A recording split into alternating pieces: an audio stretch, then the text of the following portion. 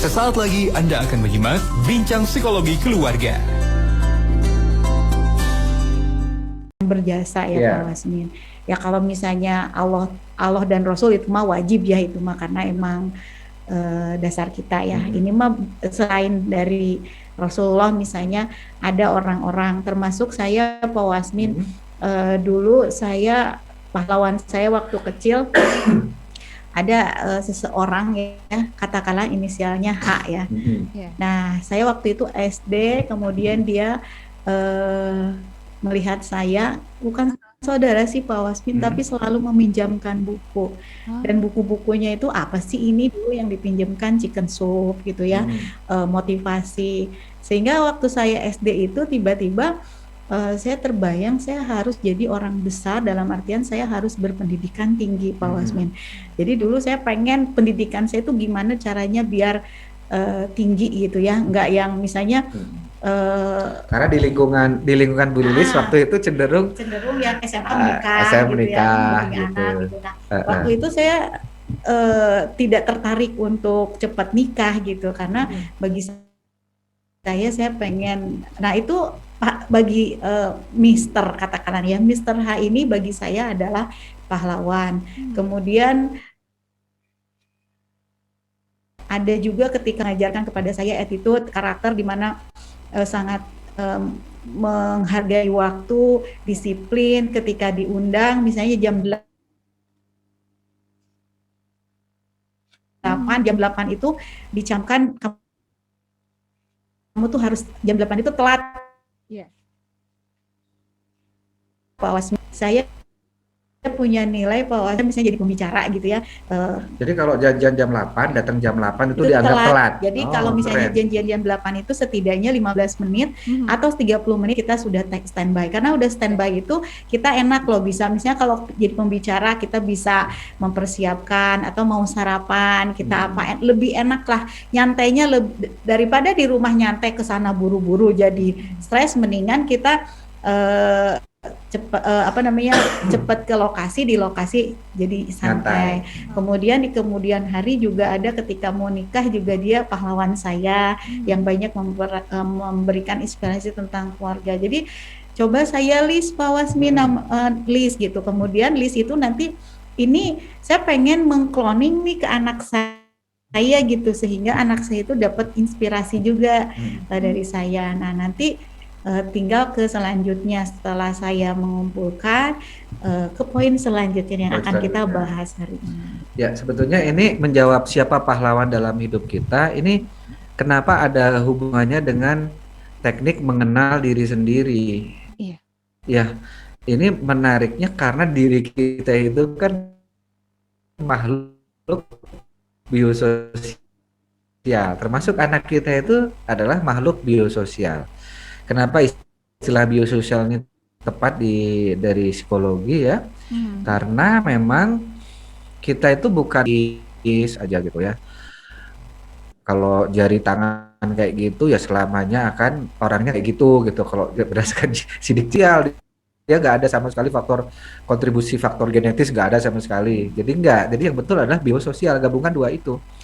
Nah karena faktornya adalah biososial, berarti di sosialnya inilah dibentuk kita dengan interaksi sosial. Salah satu yang membentuk diri kita dalam interaksi sosial adalah jejak-jejak yang menjadi bagian dalam diri kita, yang hidup dalam diri kita. Salah satunya adalah orang-orang yang kita rasakan sebagai pahlawan dalam hidup kita. Nah berarti kalau itu mengenali siapa pahlawan dalam hidup kita, otomatis mengenali diri kita di situ. Nah, kita juga akan mendampingi anak, membantu mengenal dirinya dengan cara mengenal siapa pahlawan dalam hidupnya. Termasuk kita sebagai bangsa ya, Bu Lus ya. Kenapa kita nggak boleh merupakan jasa pahlawan? Karena mengenal pahlawan Indonesia sebagai bangsa berarti mengenal bangsa, mengenal identitas bangsa, cara ciri-cirinya dengan mengenal pahlawan yang dulu menjadi yang ada dalam perjalanan kehidupan bangsa diri. Kita kenal orang-orang yang telah berkontribusi, berjasa kepada diri kita gitu. Iya.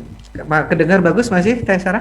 Baik, insya Allah Dan masih nanti bagus kalau saya tentunya kalau simak. kita pengen menularkan kepada generasi selanjutnya, Mhm. Pak Oke, ya, sip.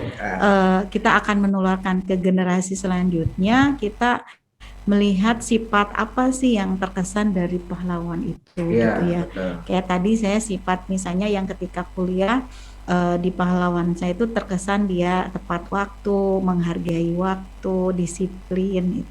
Nah itu nanti sifat itu nanti yang akan kita turunkan, dan kita juga menjadi contoh mungkin untuk generasi ke depan ya.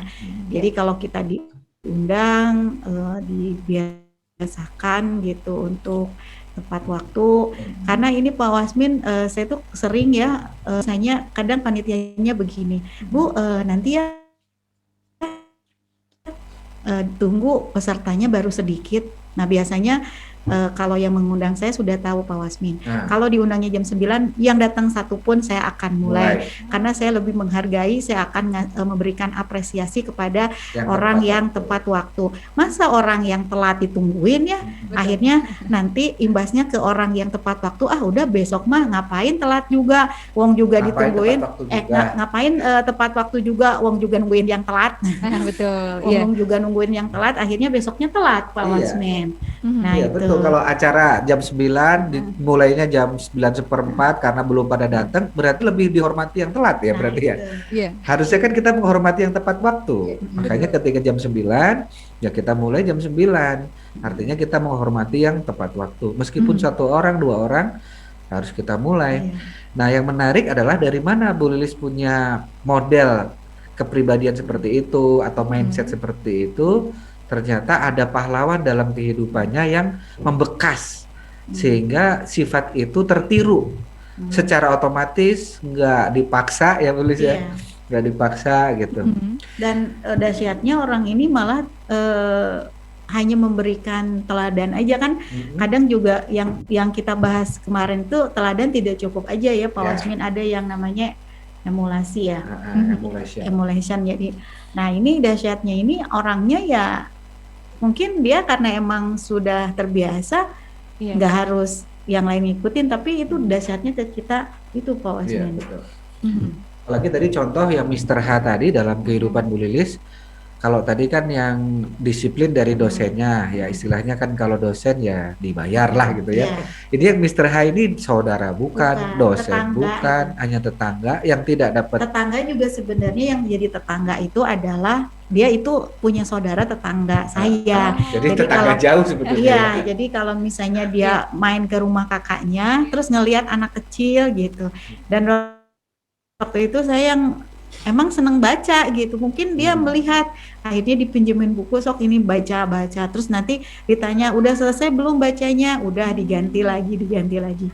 Nah itu jadi membuat saya harus berilmu, saya harus ilmu saya harus tinggi, karena ternyata di buku-buku itu emang kuncinya kesuksesan itu adalah ilmu Pak Wasmin. Segala sesuatu itu ilmu. Kalau nggak dengan ilmu salah kaprah nanti ya Pak Wasmin. Itu berarti buku Chicken Soup terus termasuk aplikasi dari man aradad dunya fa'alaiha bil ilmu, man aradal akhirah fa'alaiha bil ilmu, man aradahuma fa'alaiha bil ilmu. Barang siapa yang ingin sukses di dunia dengan ilmu, di akhirat dengan ilmu, kalau kedua dengan ilmu. Hanya kalau dulu waktu kecil diterangin dengan hadis seperti ini kan mungkin juga kurang langsung ngerti gitu. Tapi dengan di buku, dengan dongeng, dengan cerita yang itu inspiratif banget ya, tulis ya. Jadi berarti kalau begitu tadi melihat cerita dari Bu Lilis itu, bagaimana cara kita mengenali pahlawan dalam hidup kita?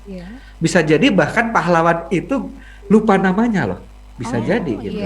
Tapi kita masih ingat perbuatannya pada kita, pertolongannya pada kita gitu, yang sampai kita lupa namanya. Nah, cara menelusuri jejak pahlawan-pahlawan dalam hidup kita biasanya dengan melihat keunikan-keunikan di kita gitu, yang agak menonjol itu apa gitu. Tapi keunikan yang positif ya, karena kan pahlawan pasti kan positif. Kita tidak bahas trauma di sini ya, karena dalam hidup kita juga ada orang-orang yang membuat kita trauma, ada ya. Dan itu pun butuh teknik supaya yang membuat kita trauma itu tetap menjadi berkontribusi positif ya. Nah sekarang hari ini kita fokus membahas pahlawan. Salah satu tadi misalnya Bu Lilis menelusuri jejaknya itu dengan kenapa ya saya kok kalau diundang lebih duluan datang daripada pesertanya gitu. Nah terus beliau telusuri, oh dulu saya mulai disiplin itu ternyata terinspirasi oleh sosok di kampusnya seorang guru besar. Nah itu jadi silakan Teh Syarah kita undang sahabat-sahabat untuk menuliskan siapa namanya, kalau emang boleh inisial juga boleh, sambil menulis nama di bawahnya apa karakter beliau, apa kontribusi beliau yang membekas dalam diri Anda, apa sifat, apa pertolongan, apa kekhasan beliau yang membekas dalam diri Anda gitu. Kayak tulis tadi Prof X, kedisiplinan yang membekas dalam diri saya gitu. Terus nanti yang ketiga Pak Wasmin, apa yang bisa kita lakukan seperti pahlawan tersebut supaya kita bisa seperti pahlawan tersebut ya. Nah, langkah-langkah apa yang perlu kita lakukan untuk bisa seperti pahlawan tersebut? Jadi bukan mengagumi saja misalnya, wah keren profesor itu mah emang tepat waktu, tapi kita juga melakukan juga. Ya. Betul. Dulu kan kampus saya di UPI ya, Teh Sarah ya. Iya. Teh Sarah di UPI juga nggak dulu? Bukan, saya di Dago di STKS. Di Unisba. STKS Pak. STKS ya. Betul. Kalau dulu di UPI itu, nah alhamdulillahnya kalau UPI itu deket sama Geger Kalong, deket Darut Tauhid gitu. Iya. Jadi dulu kalau sudah mulai males-males, udah mulai lemes-lemes gitu, saya tuh cukup datang aja ke Masjid Darut Tauhid dulu. Masjid Darut Tauhid itu masih di bawah itu yang sekarang dulu itu Kopontren itu masjidnya di atas kan, bawahnya Kopontren dulu. Betul. Kan sekarang Kopontren di seberangnya kan. Iya. Nah itu saya cukup sholat asar di sana gitu kalau lagi down, lagi malas gitu. Saya ngelihat AA Gim jalan aja kan, AA Gim itu mohon maaf ya sebetulnya nggak terlalu tinggi ya AA Gim itu ya, agak pendek gitu ya. Tapi kalau jualan cepet gitu, saya ngelihat jalannya AA saja itu pulang udah berubah gitu semangatnya gitu, cepet itu AA itu kalau jalan tuh gitu. Dan kelihatan bukan orang yang nyantai, orang yang apa gitu. Jadi cukup sholat asar di Darut Tauhid biasanya. Kalau Kamis itu saya ikut kajian Al-Hikamnya, pulang itu saya sudah ngelihat itu seger gitu, jadi semangat gitu, ngelihat Agim jalan aja gitu. Apalagi kalau kita hidup zaman Rasulullah, kata Rasulullah itu kalau jalan juga kayak nurunin bukit ya, cepet gitu ya. Betul. Nah itu ada dalam hidup kita itu ada itu ya, sehingga saya termasuk yang membekas dalam diri saya itu kalau ada pekerjaan itu pengen diselesaikan dengan cepat gitu. Makanya kalau saya ke tempat belanja mau beli itu gitu ya, istri saya itu agak kaget karena saya langsung nyari barang itu gitu. Kan kadang-kadang kalau orang misalnya ke BEC atau ke mall mana gitu ya nyari barang, itu kemana-mana dulu gitu ya. Kalau saya nggak tahu kenapa selalu kalau mau nyari barang itu ke tujuan pokok dulu. Iya. Kalau itu sudah dapat, baru kalau ada waktu baru ini gitu. Itu salah satu mungkin ada figur-figur yang menginspirasi saya untuk bisa mengenali apa kok saya itu orangnya. Tapi emang kadang-kadang merasa jadi kayak buru-buru gitu. Jadi kurang nyantai jadinya untuk beberapa hal. Jadi Pak Wasmin teh orangnya kurang nyantai ya gitu. Ya saya mulai identifikasi kenapa ya, salah satunya mungkin karena beberapa figur saya termasuk A, juga termasuk satu lagi Pak Jai, ada juga figur saya di Lampung, Pak J namanya. Beliau itu emang cepet gitu, orang cepet, makannya aja cepet banget gitu. Saya heran banget, makan cepet banget gitu. Ya bagi saya sih dulunya sih nggak masuk akal ya, makan kok cepet banget kayak buru-buru, tapi setelah melihat paradigma yang harusnya santai itu adalah yang harusnya dibuat senang itu adalah kerja gitu yang harusnya dibuat senang. Kalau makan mah nggak usah, bukan pekerjaan yang sulit lah, cepet aja gitu. Makan kenapa lama-lama amat, pira oke makan ini lama-lama amat gitu. Harus ada juga Pak Wasmin makan entertain. Ya ada sih Pak. Itu kalau dinner iya boleh. Kalau Pak Wasmin minum kopi aja Kalau di kafe langsung glok glok glok kayak udah minum beres, kayak ya. minum Iya. jus.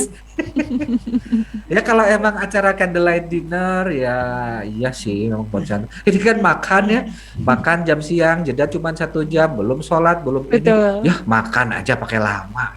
Makan kan gampang, cepet aja gitu. Tapi kan harus lembut dulu. Ini paradigma yang salah sih. Ya udah kalau kasar-kasar tinggal urusan perut lah, ngolah lebih lebih lembut gitu. Begitu efisiennya pengen mengefektifkan waktu gitu. Betul. Tapi memang untuk kesehatan katanya ngunyahnya harus lebih lembut ya. Betul. Ya, ya itu coba kita identifikasi apa karakter menonjol di kita dan dari mana kita runut ke pahlawan-pahlawan kita. Oh, kayaknya kita niru ini ya gitu ya. Baik. Itu Teh Sarah. Baik, alhamdulillah. Kita undang tentu ya Pak Wasmin beli sahabat MK di rumah untuk kemudian bergabung. Silakan sahabat MK, kira-kira siapa yang menjadi pahlawan di dalam hidup Anda dan karakter apa yang membekas kepada diri Anda yang Anda rasakan hingga saat ini. Kita akan sapa nanti Pak Wasmin, Bu Lilis, mohon izin terlebih dahulu dan informasi juga untuk Anda sahabat MK yang tengah mencari pendidikan untuk anak Anda, begitu ya. Anak Langit Islamic Elementary School dengan kurikulumnya ini kurikulum Singapura untuk sains dan Inggris, juga sekolah dasar Islam terpadu dalam tahfiz dan pembiasaan akhlak serta dipantau inklusif perkembangan psikologis anak. Dengan kearifan lokal Kurtila sahabat MK dan tempatnya juga insya Allah ini homey dan aman untuk anak Anda, bertempat di dalam kompleks Bumi Panyawangan. Anda yang ingin mengetahui informasi lebih lanjut berkaitan dengan Anak Langit Islamic Elementary School ini, silakan Anda hubungi 0811 225 002 0811 225 002. Kami akan kembali untuk Anda.